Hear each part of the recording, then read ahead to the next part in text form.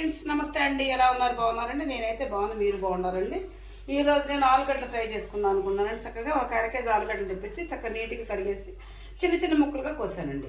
4 ఉల్లిపాయలు చక్కగా పొట్టు తీసి ముక్కలు కోసా. రెండో మూడో పచ్చిమిరకాయలు, ఎందుకంటే కారం ఎక్కువగా ఉంటుంది 2-3 పచ్చిమిరకాయలు వేసానండి. ఇది కూడా జీలకర్ర వెల్లిపాయ చక్కగా కొట్టి ఫస్ట్గా రెడీగా ఉంచుకున్నాం. ఇది కూడా మన ఇంటి కరివేపాకు చూసారు ఎంత బాగుందో, చక్కగా తాజాగా అనమాట. కరివేపాకు చాలా మంచిది, కంటికి మంచి చెప్పి ఎక్కువ కరివేపాకు వాడతానండి. ఇప్పుడు ఫస్ట్ మన బాండి. నమస్తే అండి, ఎలా ఉన్నారు? బాగున్నారండి? నేనైతే బాగున్నారండి. ఈ రోజు నేను ఆలుగడ్డలు ఫ్రై చేసుకుందాం అనుకున్నానండి. చక్కగా ఒక అరకేజీ ఆలుగడ్డలు తెప్పించి చక్కగా నీట్గా కడిగేసి చిన్న చిన్న ముద్దగా అయిన తర్వాత అప్పుడు మనం 4 ఉల్లిపాయలు చక్కగా పొట్టు తీసి ముక్కలు కోసా. రెండో మూడో పచ్చిమిరకాయలు, ఎందుకంటే కారం ఎక్కువగా ఉంటుంది 2-3 పచ్చిమిరకాయలు వేస్తానండి.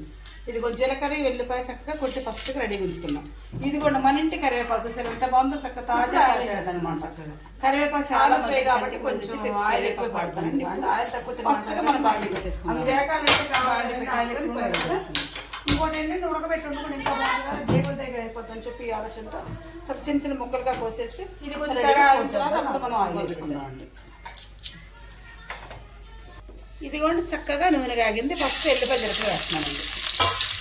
తర్వాత వచ్చి కరివేపాకు వేసుకున్నాను, ఎందుకంటే చక్కగా ఈ ఫ్లేవర్ అంతా నూనె అంతా అవుతుంది. ఇప్పుడు ఆయిల్ వేసేస్తున్నాను. ముందు కరివేపాకు వేసుకున్నాను కాబట్టి కొంచెం ఆయిల్ ఎక్కువ పడుతుంది. అంటే ఆయిల్ తక్కువ తినమంటారు కానీ మరి ఇంటికి కావాలి కదండి, ఆయిల్ ఎక్కువ ఉన్నారు కదా. ఇంకోటి ఏంటంటే కొద్దిగా పచ్చిమిరపకాయలు చిన్న చిన్న ముక్కలుగా కోసేసి ఇప్పుడు ఆనియన్స్ ఉల్లిపాయ ముక్కలు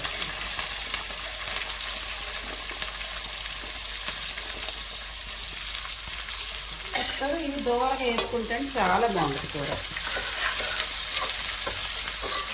ఒక 5 నిమిషాల పాటు పెద్ద మంట పెట్టకుండా చిన్న మంట మీద ఉల్లిపాయ ముక్కలు, పచ్చిమిరకాయలు, జీలకర్ర, వెల్లుల్లి, కరివేపాకు మంచిగా వేగనిద్దాం. ఆలు ఫ్రై కావాల్సి కొద్ది పసుపు, చక్కగా సాల్ట్, కొత్త కారం. ఇది కూడా చక్కగా ఉల్లిపాయలు, పచ్చిమిరకాయలు, కరివేపాకు, అల్లం వెల్లుల్లి చక్కగా వేగిని ఇప్పుడు మనం ఆలు ముక్కలు పట్టేసుకుందాం. ముక్కలు అన్నీ వేసాం కాబట్టి చక్క ఇందులో పసుపు సాల్ట్ వేసేసుకుందామండి. చిరకడ పసుపు వేస్తున్నాను, ఎక్కువ వేయట్లేదు. సాల్ట్ అయితే అడుగంటుంది అంటారు కదా, కొంచెం చిన్న మంట మీద పెట్టుకుంటే అడుగంటుందండి.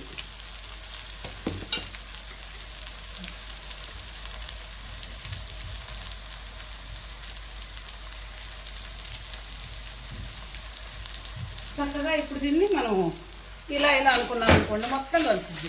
గరిటతో మొత్తం కలదండి. ఇట్లా ఎగరేస్తే ముక్కలు అన్నిటికి పడుతుంది. వెనకటి కాలం కొత్త అండి ఇది, మా నాన్నమ్మ కొత్త ఇది. ఏ ముక్కలు వేసి ఇలా అంటాం అలవాటు అండి వాళ్ళకి. మనం ఏంటంటే గరిటె పెట్టి చక్కగా ఇలా తిప్పేసుకుంటాం. మా నాన్నమ్మ అయితే అలా చేసేదండి.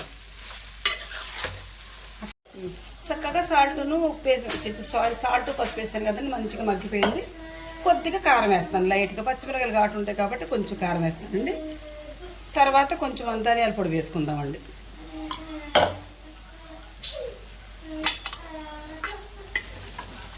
ఈ విధంగా చక్కగా మనం ఆలు ఫ్రై చేసుకున్నామండి. దీన్ని ఒక 5 నిమిషాలు ఉంచిన తర్వాత చక్కగా ముక్కలన్నీ మగ్గిపోయినాయి. మరీ ఎక్కువసేపు ఉంచిన దేవుడి దగ్గర అయిపోతుంది. ముక్క మంచిగా మగ్గింది. కొద్దిగా ధనియాల పొడి వేసుకొని దింపేద్దాం. తర్వాత నేనైతే ఈ విధంగా చేసుకుంటానండి. మీకు నచ్చితే నాకు ఒక లైక్ ఇవ్వండి. Please subscribe.